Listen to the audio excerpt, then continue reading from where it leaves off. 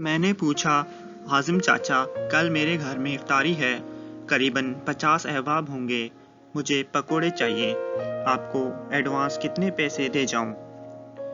چچا جی نے میری طرف دیکھا اور سوالیہ نظروں سے مسکرائے، کتنے پیسے دے سکتے ہو؟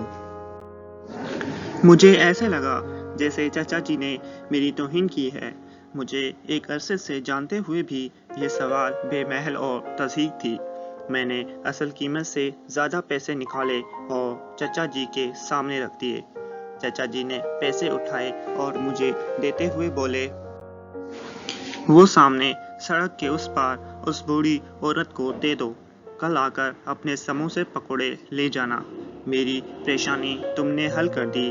افطاری کا وقت قریب تھا اور میرے پاس اتنے پیسے جمع نہیں ہو رہے تھے کہ اسے دے سکتا۔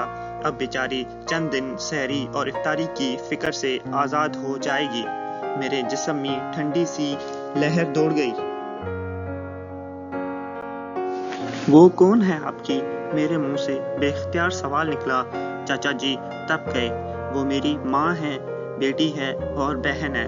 تم پیسے والے کیا جانو، رشتے کیا ہوتے ہیں جنہیں انسانیت کی پہچان نہیں رہی، انہیں رشتوں کا بھرم کیسے ہوگا؟ پچھلے 3 گھنٹے سے کھڑی ہے، نہ مانگ رہی ہے اور نہ کوئی دے رہا ہے۔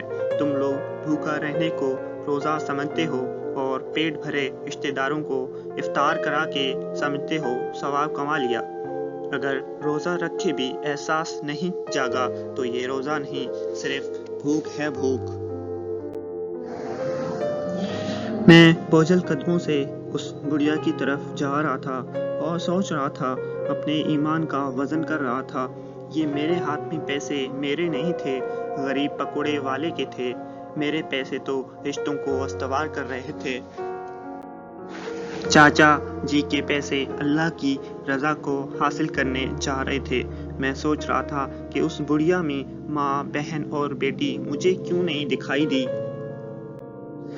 کاش میں بھی چچا جی کی آنکھ سے دیکھتا، کاش تمام صاحبان حیثیت بھی اسی آنکھ کے مالک ہوتے۔